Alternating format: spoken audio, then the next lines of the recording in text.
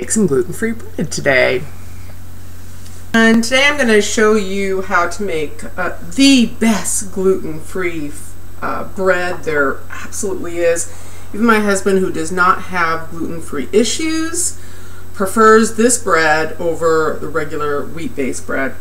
I've started the yeast in my milk, and what I've done is I've done 1.5 cups of goat's milk. You can use almond milk, that's another variety I use, or if you want to just use regular dairy, you could also do that. And I put 2.5 tablespoons of rapid yeast. You need to make sure it is rapid. And I use 4 tablespoons of honey, unpasteurized and raw. And I eye everything, so if you don't want to eye it, that is fine. But I've been doing this, let's just say, a long time in my life. So I have a pretty good idea of measurements. But as a beginner, I did not, of course. I had to measure everything. Okay, so we've got the honey.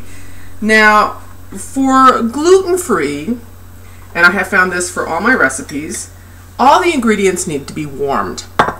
I use eggs. You can use an egg substitute, but I have to have my eggs warmed.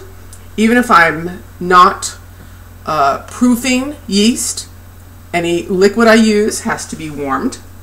So for this recipe, I've got 3 bowls because I need to be doing 3 different things, and they need to warm to a certain degree. And of course, I need to have my yeast proofing while I'm mixing my other ingredients. So here's my yeast mixture. So I'm going to go ahead and do 2 teaspoons of apple cider vinegar. Here's my apple cider vinegar. And of course, I'm going to dump 2 teaspoons in. You, of course, can measure that out or eyeball it, wherever your skill is at. And I'm going to get a quarter cup of oil. I typically use olive oil, but I'm out of olive oil today. So I'm going to go ahead and use a quarter cup of vegetable oil. Now this one, I'm going to go ahead, since it's more than just a teaspoon or a tablespoon, I'm just going to do a measurement of that, because you can't really get too far off your ingredients or things will not come out correctly. So if you cannot guess correctly, measure it out. And then of course I'm going to do 2 eggs. Okay. And I've had these eggs sitting out for over an hour, so they are already nice and room temperature. And like I said, that is a huge key in any gluten-free baking you do. Now I know there's a lot of people out there who have bread mixers and whatnot. I do pretty much everything by hand. For whatever reason, you know, that's the way I started out, and I just love it the most. It's just easy. Don't have to use mixers. So I'm going to really beat this mixture. I want my eggs fairly fluffy, and I want the mixture mixed well. Okay, and now I go ahead and I move that to the side. Now I'm going to go ahead and do my dry ingredients. So I have many varieties of flours, and I have done this recipe with many different types. What I do is I take someone's general recipe and then I just keep tweaking it to something that I really like, and that's what I suggest with any recipe. And the recipe I show you today, I'm going to show you where you can add different things to tweak it to what you love. So what I do is I need 3 cups of a mixture of flours. So this is an all-purpose flour, and I'm going to do approximately 3/4 cup of an all-purpose flour. Okay, dump that in. The next flour I use the most of is almond meal flour. I love that. I also add flax to this for one of my recipes. Just gives it nice bulk and of course fiber and roughage. Especially if you're using a lot of rice flours, those can be very binding. So it's always nice to add other components there. And then I switch between sorghum, but today I'm not going to use sorghum. I'm going to use brown rice flour. Now I buy all my gluten-free products from Bob Mills. I love Bob Mills. He sells everything, or they sell everything I need. And I'm going to dump that in. Okay, so the next thing I'm going to go ahead and do is I'm going to add about 1½ teaspoons of xanthan gum.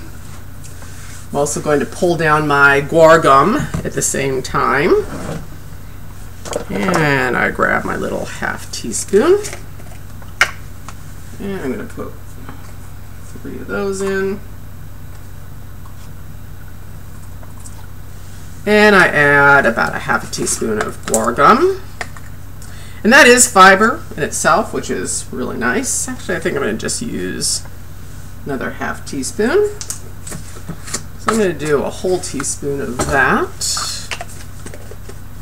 I'm going to add 1 teaspoon of salt. And if you've baked for any period of time, you know that if you accidentally put salt in your proofing yeast, that will stop the proofing.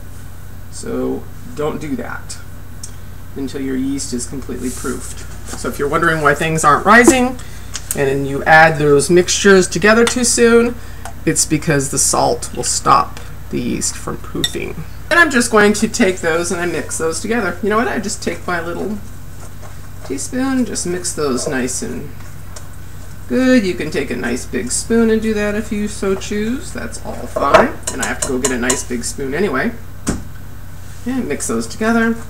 Now, the 3 herbs that I use that happens to become our favorite recipe is sage, rosemary, and thyme. Here's my sage, rosemary, and thyme. And I add a ½ teaspoon each of these herbs.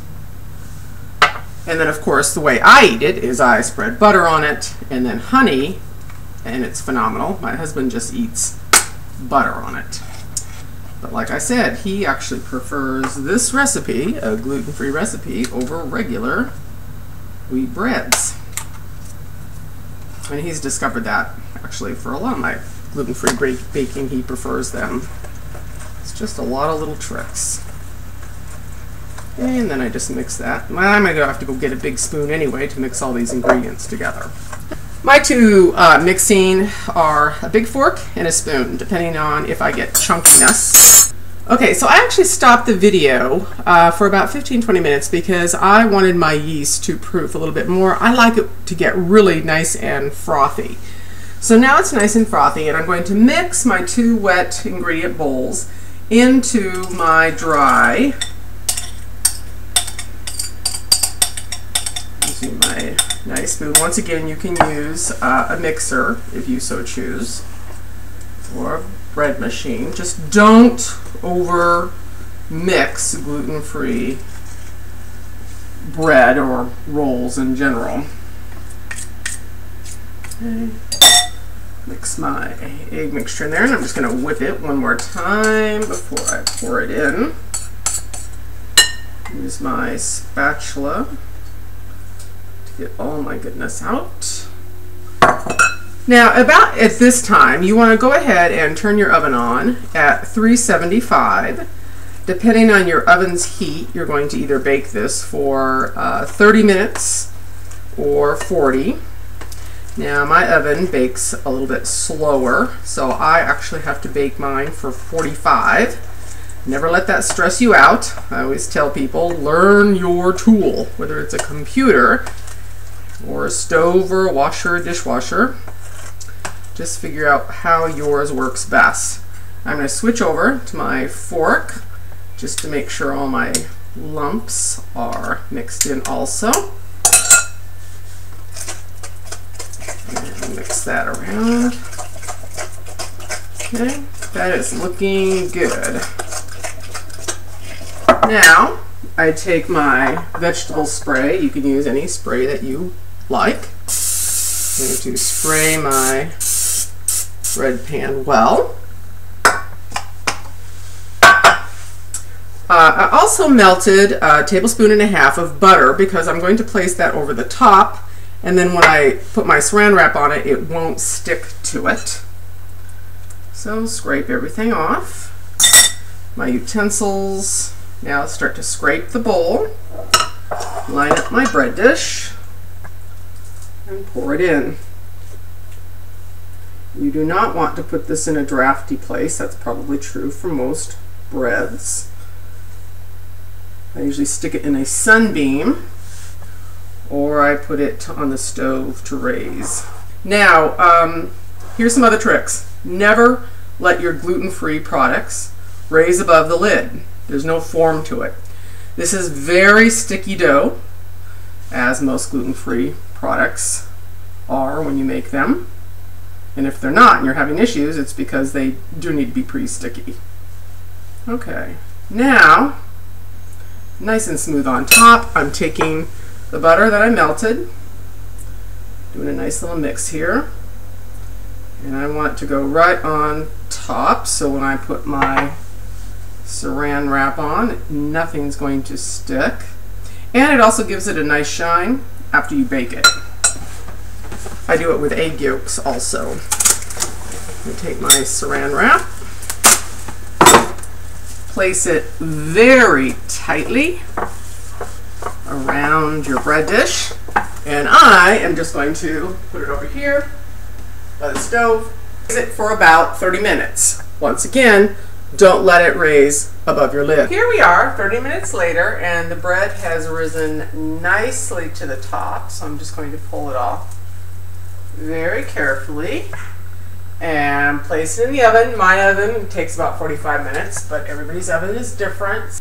So here we are 45 minutes later, and I have to kind of laugh because I forgot the 4 teaspoons of baking powder in here. Fortunately, all it did was it just didn't raise as well as I would have liked it to. So hopefully if you forget an ingredient, it's not a really important one. And I thought about redoing this video, and I thought, you know what? Mistakes happen all the time. So you will learn at what point what you can forget and what you cannot forget. But there's nothing better than a warm piece of bread. So let's just cut off a tiny little slice and see what it tastes like. Hopefully that baking powder didn't hurt the flavor. Let's just put a little butter on it. And of course I am a big honey person, so I'm going to open my honey and dab that with honey. And let's taste. Oh yeah, that is great. One thing I want you to notice, look how spongy it is. It truly is the best and easiest gluten-free bread you will ever eat and make.